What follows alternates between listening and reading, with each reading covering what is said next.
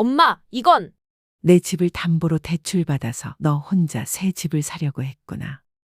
엄마, 설명할 기회를 주세요. 설명? 뭘 설명해? 처음부터 엄마를 이용할 계획이었던 거 아니야. 2024년 겨울, 찬바람이 매서웠던 어느 날이었습니다. 엄마, 이제 편히 쉬세요. 제가 다 책임질게요. 정말 괜찮겠니? 엄마가 패 끼치는 건 아니고? 무슨 말씀이세요? 엄마 덕분에 제가 여기까지 온 거잖아요. 미소는 어머니의 손을 꼭 잡았습니다. 28배 딸이 이렇게 의젓해 보일 수가 없었어요. 남편 없이 혼자 키운 딸이 이제 자신을 돌보겠다고 나서니 그동안의 고생이 헛되지 않았다는 생각이 들었습니다. 특히 지난 몇 년간 간병일로 몸도 마음도 지쳐가던 차에 딸이 먼저 함께 살자고 제안했을 때 기쁨은 말로 표현할 수 없었습니다. 오피스텔 로비에 들어서자 깔끔한 인테리어가 눈에 들어왔습니다. 내리석 바닥과 모던한 조명, 그리고 안내 데스크까지. 순덕 씨는 평생 이런 고급스러운 곳에서 살 수 있을 거라고는 생각해 본 적이 없었어요. 엄마, 엘리베이터 타세요. 2층이에요. 2층? 높지 않네? 네, 사실 2층에는 원래 다른 세입자가 있었는데요. 소음 때문에 나갔어요. 그래서 제가 저렴하게 얻을 수 있었죠. 엘리베이터 안에서 미소는 열쇠를 꺼내며 설명했습니다. 이 건물 지하 1층에 제 세탁소가 있어요. 1층부터 20층까지는 모두 오피스텔이고요. 입지가 정말 좋죠? 지하철역도 가깝고 마트도 바로 옆에 있어요. 순덕 씨는 고개를 끄덕였습니다. 소음 때문에 전 세입자가 나갔다는 말이 조금 신경 쓰이긴 했지만 딸이 저렴하게 구했다니 오히려 다행이라는 생각이 들었어요. 오피스텔은 생각보다 넓고 깔끔했습니다. 현관을 들어서니 거실이 한눈에 들어왔고 거실에서 내려다보는 부평 시내 전경도 나쁘지 않았죠. 무엇보다 딸이 직접 고른 가구들이 하나하나 정성스러워 보였습니다. 회색 소파와 유리 테이블, 그리고 벽에 걸린 작은 그림까지도 딸의 센스가 느껴졌어요. 엄마, 이쪽은 엄마 방이에요. 남향이라 햇빛도 잘 들어와요. 순덕 씨는 딸이 마련해 준 방을 둘러보며 감탄했습니다. 새 침대, 새 옷장, 심지어 화장대까지. 작지만 아늑한 책상과 의자도 놓여 있었어요.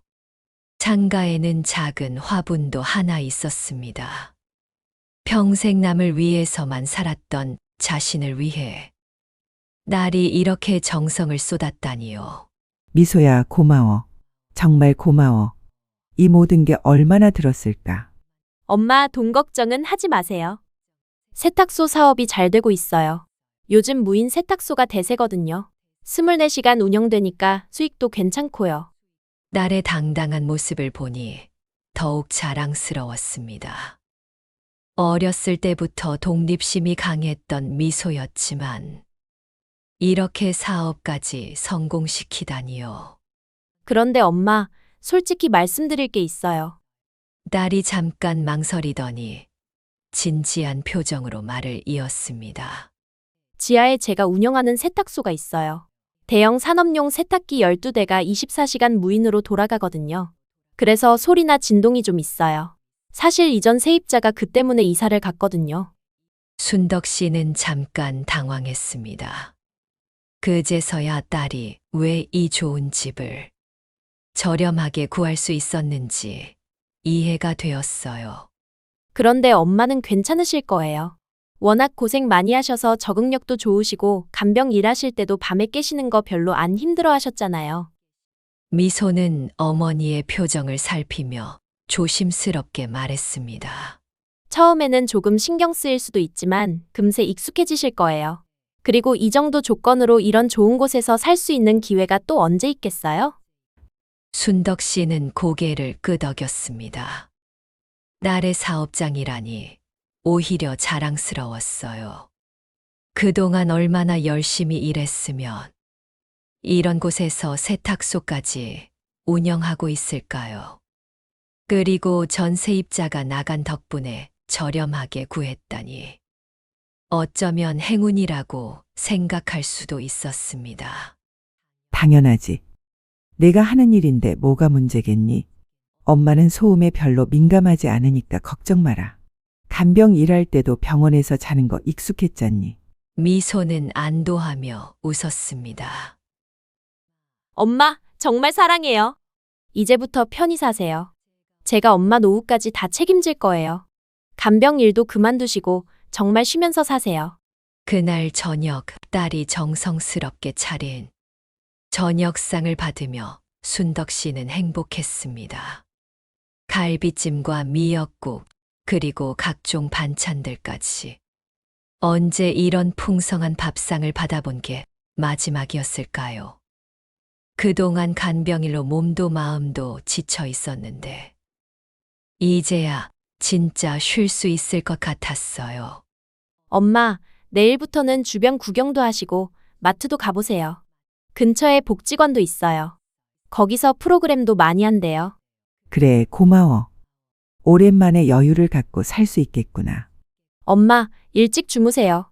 내일부터는 정말 여유롭게 사실 수 있을 거예요. 알겠다. 너도 일찍 자거라.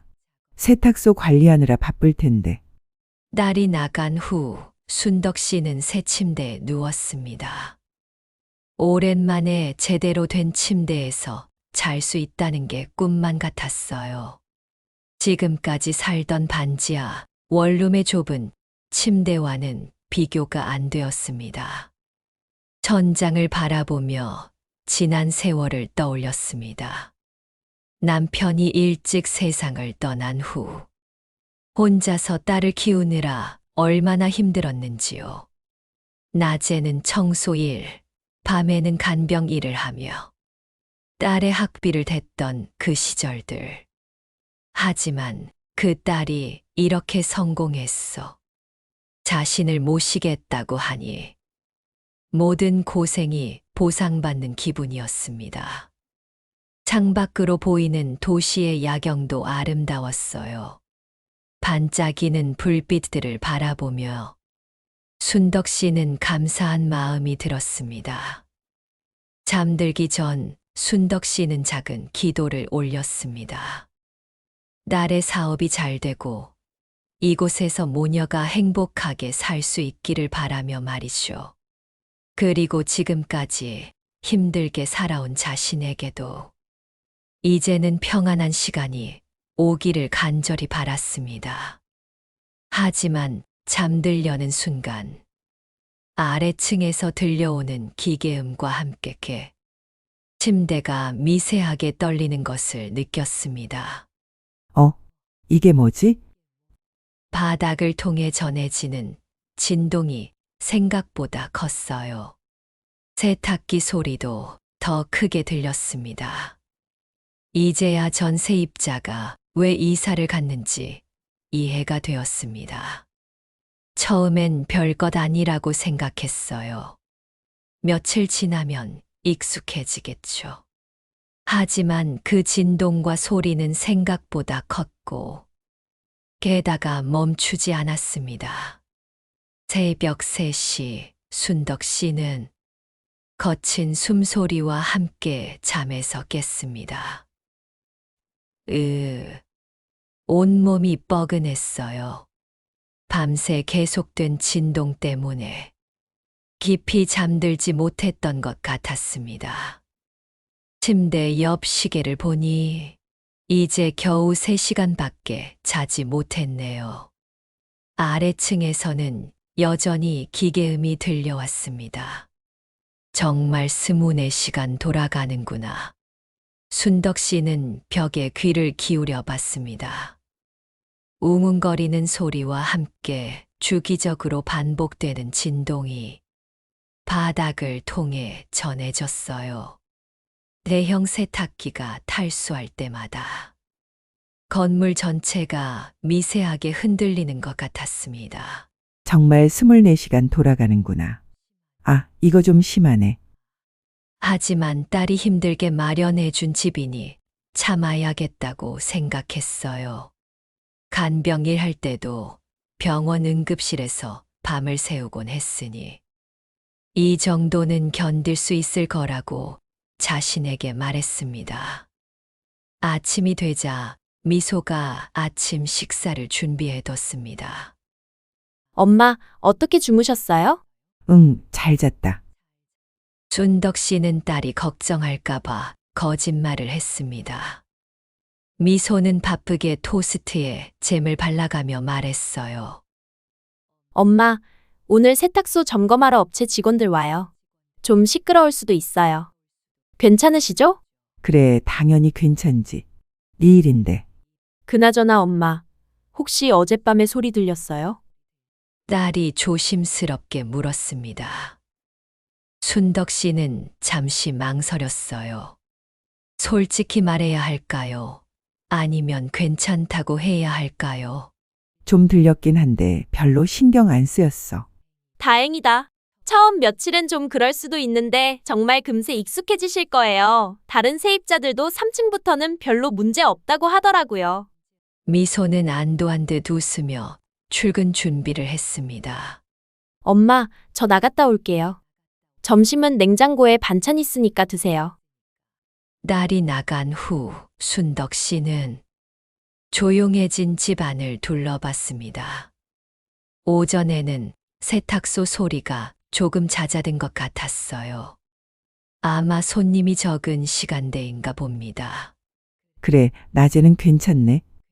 순덕 씨는 창문을 열고 환기를 시켰습니다. 바깥 공기가 상쾌했어요.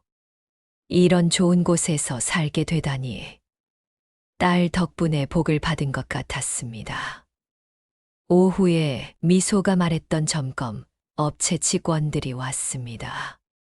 세탁기를 교체하고 정비한다고 했어요. 그런데 그 소리가 보통이 아니었습니다. 기계를 옮기는 소리, 망치질 소리, 그리고 직원들의 고함 소리까지. 순덕 씨는 거실에 앉아 있기가 힘들 정도였어요. 어머나, 이게 언제까지 계속되나? 하지만 이것도 일시적인 것이니 참아야겠다고 생각했습니다. 오후 5시쯤 되니 점검이 끝났어요. 그런데 새로 설치한 세탁기들이 더 큰 소리를 내는 것 같았습니다. 저녁에 미소가 돌아왔습니다. 엄마, 오늘 하루 어떠셨어요? 그냥 괜찮았어. 점검하느라 좀 시끄럽긴 했지만 아, 죄송해요. 새 세탁기로 바꿨거든요. 더 성능이 좋아졌어요. 소음도 줄어들 거예요. 하지만 순덕 씨가 느끼기에는 오히려 더 시끄러워진 것 같았어요. 그래도 딸이 좋다고 하니 그런가 보다 했습니다. 엄마, 세탁소 한번 구경하실래요? 어떤 곳인지 보여드릴게요. 그래, 한번 보자. 지하로 내려가니 정말 규모가 컸습니다. 대형 세탁기 12대가 쭉 늘어서 있었어요. 그 앞에는 건조기들도 있었고요. 무인 시스템이라 사람은 없었지만 기계들이 쉴 새 없이 돌아가고 있었습니다. 어떠세요? 대단하죠? 이 정도 규모로는 이 동네에서 제일 클 거예요. 미소는 자랑스럽게 설명했습니다. 순덕 씨는 고개를 끄덕였지만 이렇게 큰 기계들이 24시간 돌아간다고 생각하니 조금 걱정이 되었어요. 소음 방지는 어떻게 하니? 방음제도 설치했고 바닥에도 충격 흡수 패드를 깔았어요. 그런데 완전히 없앨 수는 없죠. 사업이니까요. 그날 밤 순덕 씨는 더욱 잠들기 어려웠습니다. 새 세탁기들이 더 강력해서 그런지 진동이 더 심해진 것 같았어요. 차마 딸이 힘들게 마련해 준 건데. 하지만 새벽까지 뒤척이다가 겨우 1시간 정도 잠들 수 있었습니다. 사흘째 되는 날, 순덕 씨는 미소에게 조심스럽게 말했습니다. 미소야, 혹시 세탁기 운영 시간을 좀 조정할 수는 없을까? 밤 12시부터 새벽 6시까지만이라도. 엄마, 그럼 안 되죠. 24시간이 장점인데, 특히 밤에 손님이 더 많아요. 직장인들이 퇴근하고 와서 빨래하거든요. 미소는 단호하게 말했습니다. 그런데 정말 시끄러워요? 저는 괜찮던데. 아니야, 괜찮아. 엄마가 너무 예민했나 보다. 순덕 씨는 딸이 걱정할까봐 다시 괜찮다고 했습니다. 며칠만 더 기다려보세요. 정말 익숙해지실 거예요. 그리고 엄마도 이제 편히 쉬시는 거니까 낮에 좀 주무시면 되잖아요. 일주일이 지났습니다. 순덕 씨는 점점 지쳐갔어요. 밤마다 진동 때문에 제대로 잠들지 못했습니다. 낮에 잠시 졸다가도 세탁소 소리에 깨곤 했어요. 이건 좀 심한 것 같은데. 드디어 순덕 씨는 딸에게 솔직하게 말하기로 마음먹었습니다. 더 이상 참기 어려웠어요. 그날 저녁 미소가 돌아오자 순덕 씨가 말했습니다. 미소야, 엄마가 솔직히 말할게. 이거 정말 심해. 밤에 잠을 잘 수가 없어. 미소의 표정이 순간 굳어졌습니다. 엄마, 그런데 어쩌죠? 이게 제 생계수단인데. 그건 알지만 너무 심하다. 한번 병원에라도 가봐야 할 것 같아. 병원까지요? 엄마, 그냥 예민해진 거 아니에요? 다른 사람들은 괜찮다는데. 딸의 차가운 반응을 보며 순덕 씨는 당황했습니다. 이전 세입자가 왜 이사를 갔는지 이제 확실히 알 것 같았어요. 한 달이 지나자 순덕 씨의 모습은 눈에 띄게 변했습니다. 엄마 얼굴이 왜 이래? 몸 안 좋아요? 아파요? 미소는 아침 식탁에서 어머니를 보며 깜짝 놀랐습니다. 순덕 씨의 얼굴은 야위었고 눈가에는 검은 그늘이 져 있었어요. 체중도 눈에 띄게 줄어 있었습니다. 괜찮아, 별거 아니야. 하지만 순덕 씨는 괜찮지 않았습니다. 지난 한 달 동안 제대로 잠든 날이 며칠 되지 않았어요. 밤마다 계속되는 진동과 소음 때문에 깊은 잠에 들지 못했습니다. 얕은 잠을 자다가도 세탁기 소리에 깨곤 했죠. 엄마, 혹시 어디 아프세요? 병원에 가보실까요? 아니야, 그냥 적응하는 중이야. 순덕 씨는 여전히 참으려 했습니다. 딸의 사업에 방해가 되고 싶지 않았거든요. 하지만 몸은 정직했어요. 식욕도 떨어지고 낮에도 계속 어지러웠습니다. 어느 날 오후 순덕 씨는 마트에 장을 보러 갔다가 갑자기 어지러워서 벽에 기댔습니다. 어머니, 괜찮으세요? 지나가던 젊은 여성이 걱정스럽게 물었어요. 아, 네. 괜찮습니다. 고맙습니다. 하지만 집으로 돌아가는 길에도 계속 어지러웠어요. 이제는 정말 병원에 가봐야겠다는 생각이 들었습니다. 다음 날 순덕 씨는 혼자 근처 병원을 찾았습니다. 신경과 진료를 받았어요. 언제부터 이런 증상이 있으셨나요? 한 달 정도 됐어요. 잠을 잘 못 자고 어지럽고 귀에서 이상한 소리도 나고요. 의사는 순덕 씨의 말을 들으며 차트에 기록했습니다. 소음이 많은 곳에서 지내시나요? 네, 아래층에 세탁소가 있어서 24시간 기계 소리가 나요. 진동도 있고요. 그래요. 검사 좀 해보겠습니다. 여러 검사를 받은 후 의사는 진단 결과를 설명했습니다. 소음성 신경쇠약으로 보입니다. 이명과 어지럼증, 불면증이 주요 증상이고요. 지속적인 소음과 진동 때문에 자율신경계에 이상이 온 거예요. 상당히 시끄러운 곳에 있으셨을 텐데 불편하진 않으셨어요? 심각한가요? 지금 상태로는 심각해요. 무엇보다 소음을 피하셔야 해요. 계속 이런 환경에 노출되면 더 악화될 수 있거든요. 의사는 진단서를 써주며 말했습니다. 가능하면 조용한 곳으로 이사하시는 게 좋겠어요. 약물 치료로는 한계가 있어요. 원인을 제거해야 하는 거라. 순덕 씨는 진단서를 받아들고 집으로 돌아왔습니다. 미소에게 어떻게 말해야 할지 고민이었어요. 저녁에 미소가 돌아오자 순덕 씨는 용기를 내어 말했습니다. 미소야, 엄마가 오늘 병원에 다녀왔어. 네? 왜요? 어디 아프세요? 미소는 깜짝 놀라며 어머니 곁으로 다가왔습니다. 이거 좀 봐. 순덕 씨는 진단서를 내밀었어요. 미소는 진단서를 읽어보더니 표정이 복잡해졌습니다. 소음성 신경쇠약? 이게 뭐예요? 의사 선생님 말로는 계속되는 소음 때문에 몸에 이상이 온 거래. 어지럽고 잠도 못 자고 귀에서도 이상한 소리가 나. 미소는 잠시 침묵했습니다. 그러더니 의외의 반응을 보였어요. 엄마, 그냥 스트레스 때문 아니에요? 환경이 바뀌면서 생긴. 스트레스. 의사 선생님은 소음 때문이라고 하셨는데. 의사들도 정확하지 않을 때가 많잖아요. 엄마가 너무 예민하게 받아들이시는 것 같아요. 순덕 씨는 딸의 반응에 당황했습니다. 병원까지 다녀와서 진단서까지 받아왔는데 딸은 여전히 심각하게 받아들이지 않는 것 같았어요.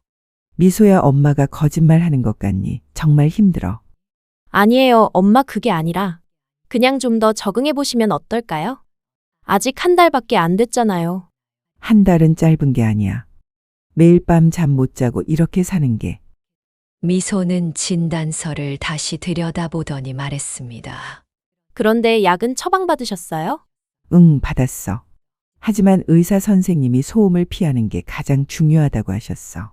일단 약부터 드셔보세요. 그리고 좀 더 지켜봐요.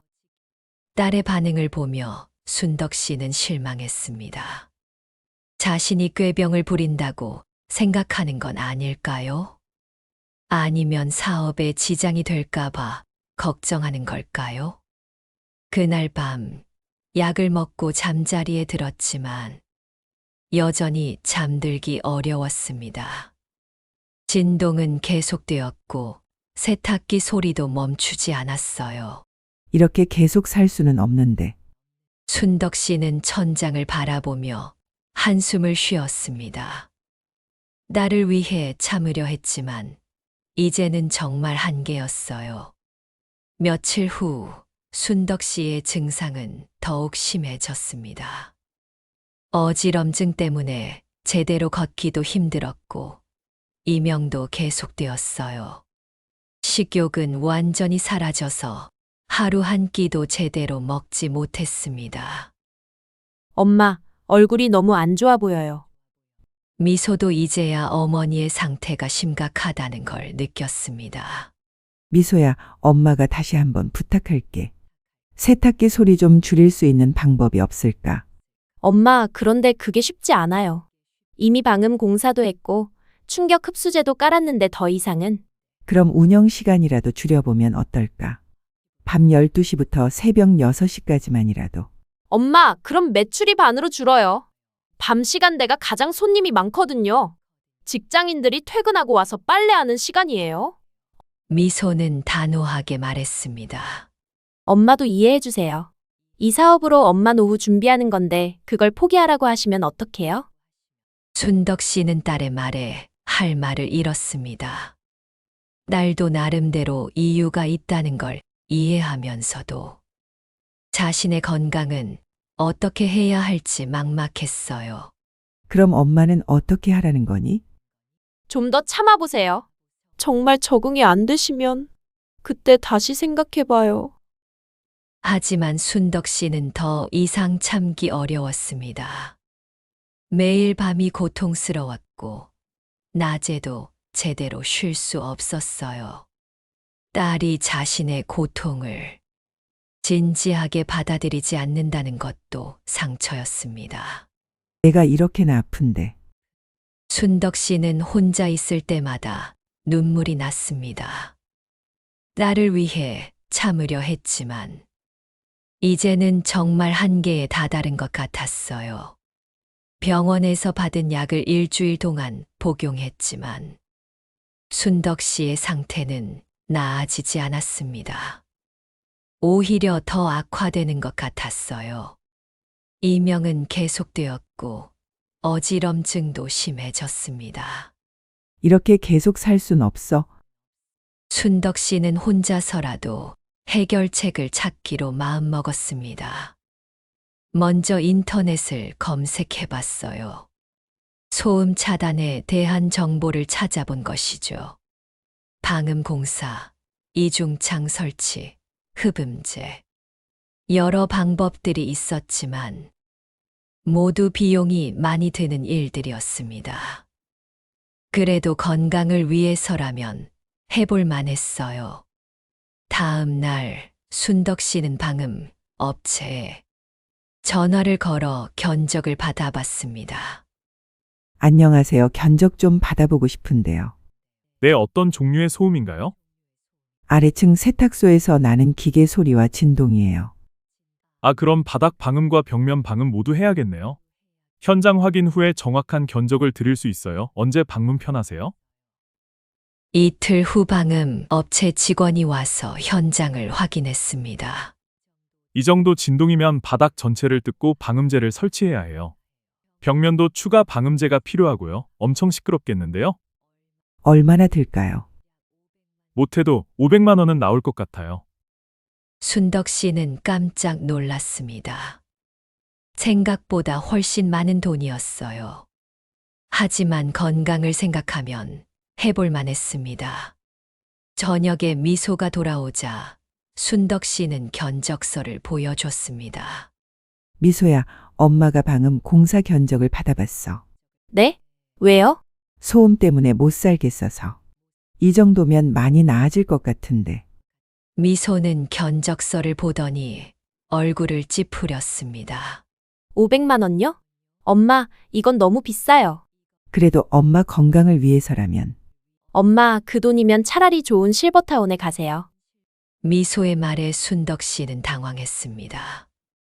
방음 공사 대신 실버타운을 제안하다니요. 실버타운? 갑자기 왜? 요즘 실버타운 시설이 정말 좋아졌어요.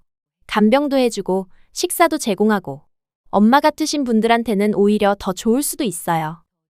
순덕 씨는 딸의 진심을 의심하기 시작했습니다. 정말 자신을 위해서 하는 말일까요? 아니면 귀찮아서 하는 말일까요?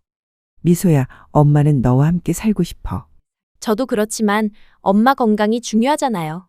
여기서 계속 아프시면서 살 수는 없잖아요. 그러니까 방음 공사를 하면 되잖니. 500만 원이 누구게 이름이에요?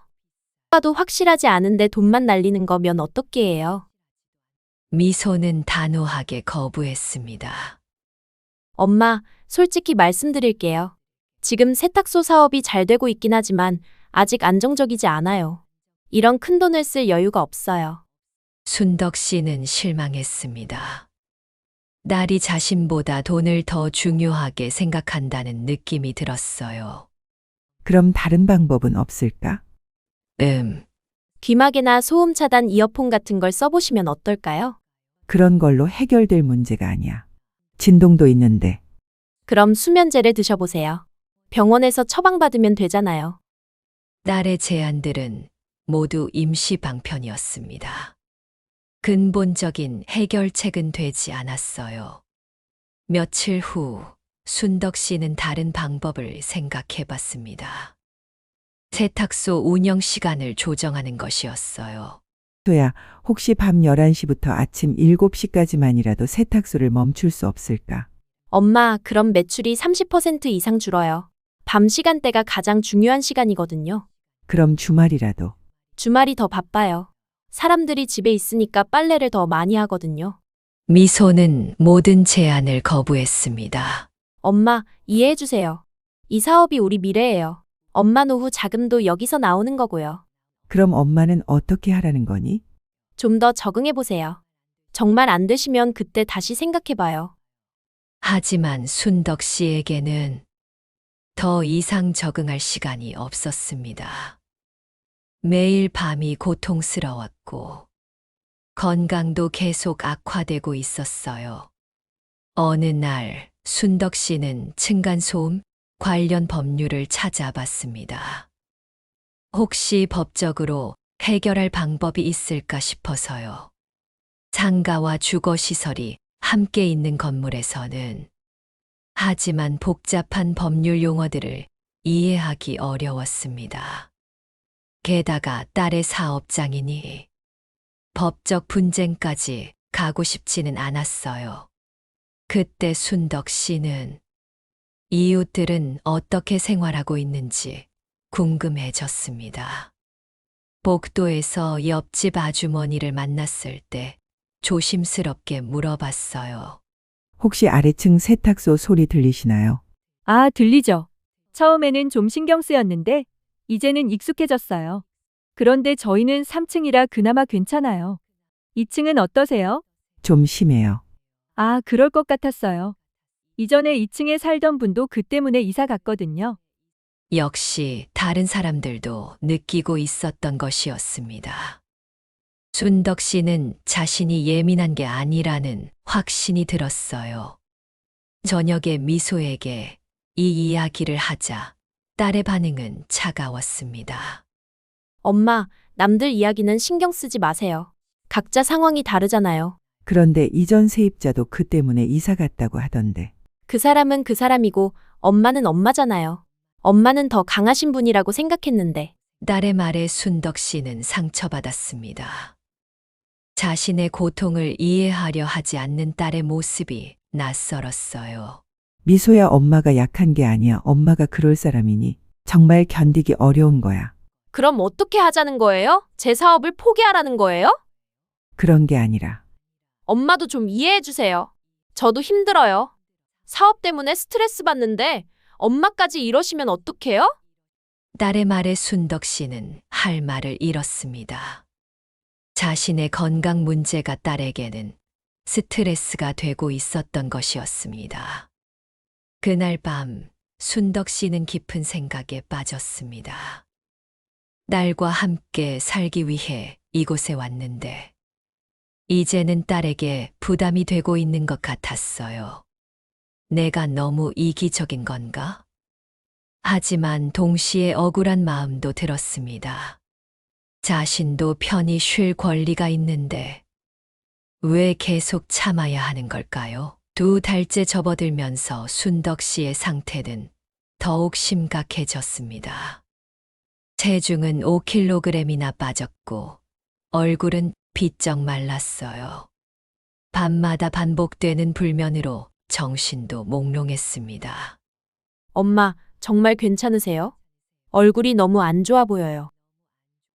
미소도 이제는 어머니의 변화된 모습에 걱정이 되기 시작했습니다. 하지만 여전히 세탁소 운영을 중단할 생각은 없었어요. 괜찮아. 좀 피곤한 것뿐이야. 순덕 씨는 여전히 참으려 했습니다. 하지만 몸은 한계에 다다르고 있었어요. 그날 밤도 평소와 같았습니다. 밤 11시 세탁소의 기계들이 본격적으로 가동되기 시작했어요. 퇴근한 직장인들이 빨래를 하러 오는 시간이었습니다.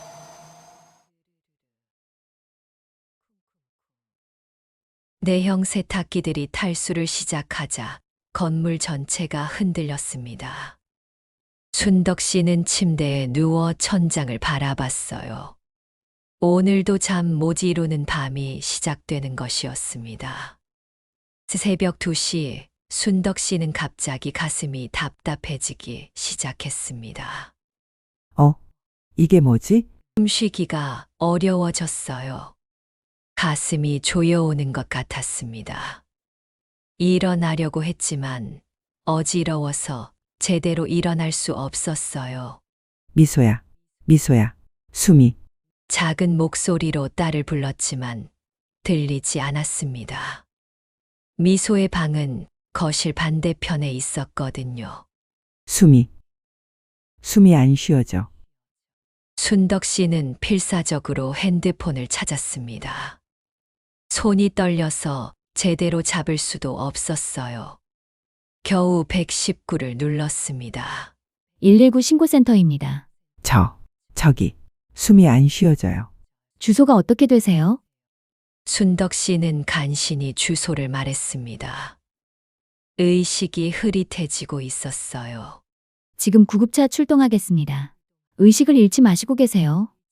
15분 후 구급차 사이렌 소리가 들렸습니다. 119 대원들이 올라와서 순덕 씨를 들것에 올렸어요. 보호자는 어디 계세요? 딸이 저기. 엄마! 미소는 사이렌 소리에 깨어나 급하게 나왔습니다. 어떻게 된 거예요? 호흡곤란으로 심고 들어왔습니다. 지금 병원으로 이송하겠습니다. 제가 같이 갈게요. 구급차 안에서 미소는 어머니의 손을 꼭 잡았습니다. 순덕 씨의 얼굴은 새파랗게 질려 있었어요. 엄마, 괜찮으실 거예요. 병원 가면 괜찮아질 거예요. 응급실에 도착하자 의료진들이 바로 응급처치를 시작했습니다. 산소 마스크를 씌우고 각종 검사를 했어요. 1시간 후 담당 의사가 미소를 불렀습니다. 보호자이신가요? 네, 딸입니다. 환자분이 극심한 스트레스와 수면 부족으로 인한 공황 발작을 일으키셨습니다. 자율신경계에 심각한 이상이 온 상태예요. 의사는 검사 결과를 보여주며 설명했습니다. 지속적인 소음 노출로 인한 신경쇠약이 주된 원인으로 보입니다. 이런 상태가 계속되면 심장에도 문제가 생길 수 있어요. 그럼 어떻게 해야 하나요? 무엇보다 소음 환경에서 벗어나셔야 해요. 좀 더 안 좋아지면 큰일 납니다. 미소는 충격을 받았습니다.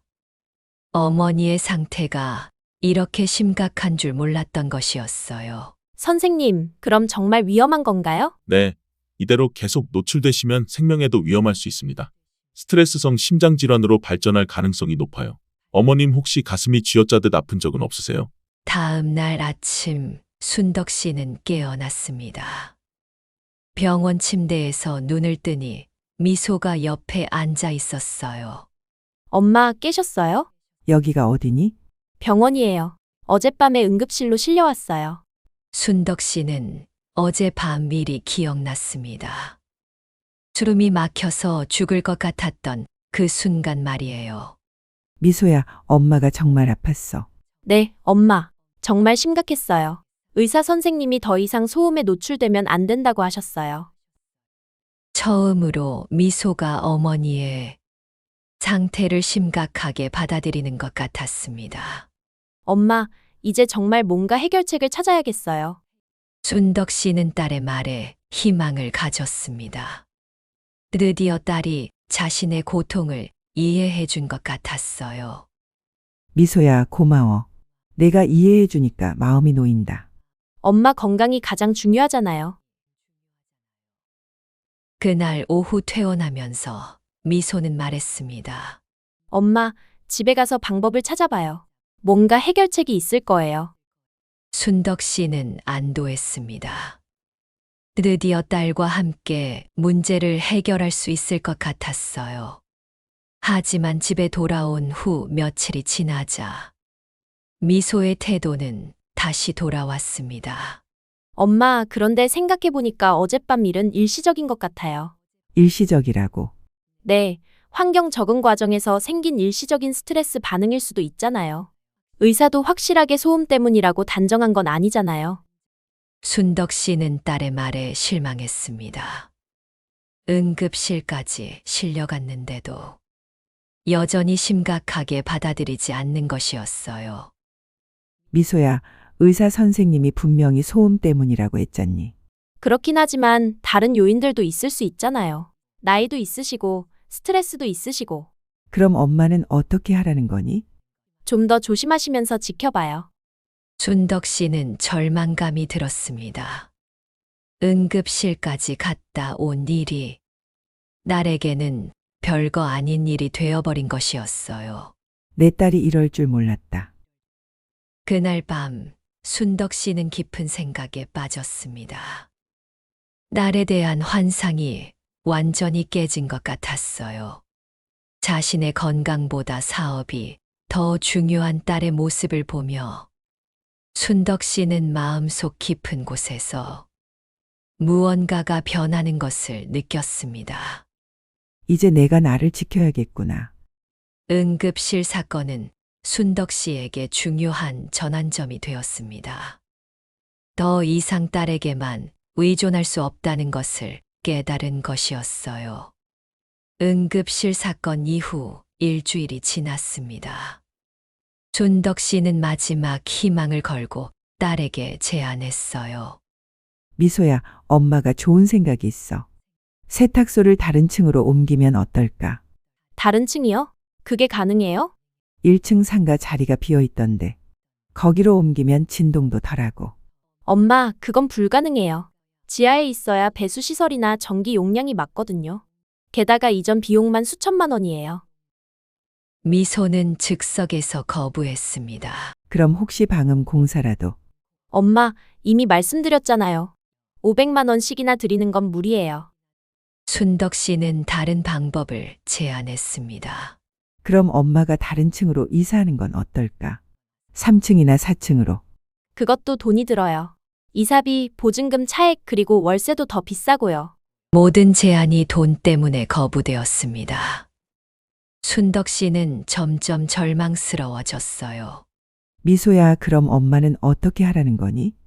엄마가 적응을 못 하시는 것 같으니까 차라리 조용한 곳에서 요양하세요. 이거 보세요. 근처에 있는 실버타운이에요. 시설도 좋고 간병도 해주고 식사도 제공해요. 순덕 씨는 브로셔를 받아보며 충격을 받았습니다. 이미 상담 예약까지 잡혀 있었어요. 이건 언제 알아본 거니? 며칠 전에요. 엄마를 위해서죠. 여기가 엄마께 훨씬 맞을 것 같아요. 내가 너를 그렇게 키웠니? 엄마를 쫓아내려고. 쫓아내는 게 아니라 엄마 건강을 위해서예요. 여기서 계속 아프시면서 사는 것보다 낫잖아요. 순덕 씨는 딸의 차가운 말투에 마음이 아팠습니다. 미소야, 엄마는 너와 함께 살고 싶어서 여기 온 거야. 저도 그렇지만 현실적으로 생각해 보세요. 엄마는 계속 아프시고 저는 사업 때문에 스트레스 받고 이게 좋은 상황인가요? 딸이 완전히 등을 돌리는 것을 느꼈습니다. 엄마는 항상 이기적이세요. 제 사업은 생각도 안 하시고 자기 일만 생각하시잖아요. 이기적이라고. 네, 이기적이에요. 저한테 사업을 포기하라는 거랑 똑같잖아요. 자신의 건강을 위한 호소가 딸에게는 이기심으로 비춰지고 있었던 것이었어요. 그날 밤 순덕 씨는 딸에 대한 환상이 완전히 깨졌습니다. 더 이상 딸에게 기대할 것이 없다는 걸 깨달았어요. 딸이 외출한 어느 오후 순덕 씨는 우연히 거실 서랍을 열게 되었습니다. 핸드폰 충전기를 찾다가 말이에요. 이게 뭐지? 서랍 안에 은행 통장과 서류들이 들어 있었습니다. 호기심에 통장을 펼쳐보니 놀라운 사실을 발견했어요. 세탁소 수익이 이렇게 많았구나. 매월 1,000만 원이 넘는 수익이 기록되어 있었습니다. 그런데 그 돈의 사용 내역을 보니 더욱 충격적이었어요. 강남 아파트 계약금. 미소는 세탁소 수익으로 강남의 신축 아파트 계약금을 준비하고 있었습니다. 3억 원짜리 아파트의 계약금 6천만 원이 이미 납입되어 있었어요. 그럼 방음 공사비 500만 원이 없다는 건 거짓말이었구나. 더 충격적인 건 다음 서류였습니다. 순덕 씨 명의의 오피스텔을 담보로 받은 대출 서류였어요. 내 집을 담보로 대출을. 미소는 어머니 몰래 오피스텔을 담보로 2억 원을 대출받아 아파트 중도금을 마련하고 있었습니다. 이게 무슨. 모든 것이 계획된 일이었습니다. 처음부터 순덕 씨를 이용할 계획이었던 것이죠. 소음 때문에 전 세입자가 나간 2층에 어머니를 데리고 어머니 명의로 집을 담보로 잡아 자신의 아파트를 사려던 것이었어요. 엄마 노후 준비라던 말들이 모두 거짓이었음을 깨달았습니다. 순덕 씨는 서류들을 다시 제자리에 놓고 조용히 거실에 앉았습니다. 분노보다는 차가운 절망감이 들었어요. 내 딸이 이럴 줄이야. 저녁에 미소가 돌아왔을 때 순덕 씨는 평상시와 다름없이 저녁을 차려줬습니다. 엄마, 오늘 어떻게 지내셨어요? 응, 그냥 평범하게. 하지만 순덕 씨의 마음속에는 이미 결심이 서 있었습니다. 더 이상 이렇게 살 수는 없다는 것을 말이에요. 미소야, 엄마가 할 말이 있어. 네, 뭔데요? 순덕 씨는 은행 서류들을 테이블 위에 차례로 꺼냈습니다. 미소의 얼굴이 순간 굳어졌어요. 엄마, 이건 내 집을 담보로 대출받아서 너 혼자 새 집을 사려고 했구나. 엄마, 설명할 기회를 주세요. 설명? 뭘 설명해? 처음부터 엄마를 이용할 계획이었던 거 아니야. 설명, 뭘 설명해? 처음부터 엄마를 이용할 계획이었던 거 아니야? 미소는 당황하며 변명을 시작했습니다. 엄마, 그게 아니라 나중에 엄마도 함께 가려고. 거짓말 하지 마. 실버타운 브로셔까지 준비해 놨으면서.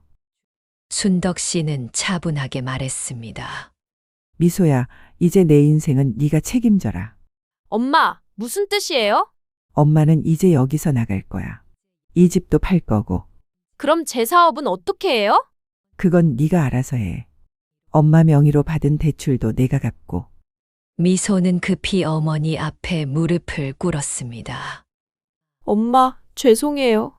정말 잘못했어요. 기회를 한 번만 더 주세요. 하지만 순덕 씨의 마음은 이미 굳어 있었습니다. 미소야, 늦었어. 엄마를 개만도 못하게 생각했으면서 지금 와서 무슨 소용이야. 순덕 씨는 이미 짐을 싸두고 있었습니다. 근처의 작은 원룸을 알아봐뒀어요. 엄마, 정말 가시는 거예요? 응, 가야지. 더 이상 여기서 살 수 없어.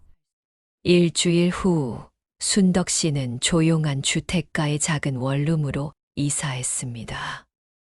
오피스텔은 팔아서 대출을 정리하고 남은 돈으로 새로운 삶을 시작했어요.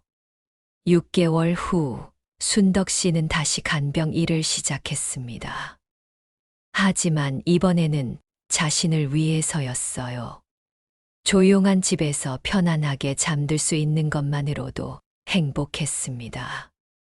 어느 날 미소에게서 문자가 왔습니다. 엄마, 죄송해요. 다시 한번 만날 수 있을까요? 하지만 순덕 씨는 문자를 읽지 않고 삭제했습니다. 창밖을 바라보며 혼자 말했어요. 이제야 내 인생이다. 순덕 씨의 얼굴에는 오랜만에 평온한 미소가 떠올랐습니다. 제가 이 나이에 이렇게 속상한 마음을 털어놓게 될 줄은 몰랐습니다. 딸 하나 바라보며 남편 없이 혼자 살아온 세월이 벌써 몇십 년이네요. 낮에는 청소일, 밤에는 간병 일하면서 딸 학비 대고 밥 굶기지 않으려고 정말 안 해본 일이 없었습니다. 그래도 그 아이만 잘 되면 괜찮다고 제가 힘든 건 아무것도 아니라고 생각하며 살았죠. 그런데 이제 와서 제 건강이 조금 무너졌다고, 방음 공사비가 아깝다고, 실버타운을 알아보는 딸의 모습을 보고 마음이 참 아팠습니다. 제가 이기적인 걸까요? 이제야 겨우 숨 좀 돌리려던 참인데 제 존재가 그 아이에게 짐이 된다는 사실이 서글펐습니다. 그래도 후회는 없습니다. 아이를 키우며 보낸 시간은 제 인생의 전부였고 그게 제 몫이라 생각했으니까요. 하지만 이제는 저도 제 삶을 살아보려고 합니다. 조용히 제 자신을 위해 하루를 살아볼 수 있는 그런 시간 말입니다. 부디 그 아이도 언젠가는 제 마음을 조금이나마 이해해 주기를 바랄 뿐입니다.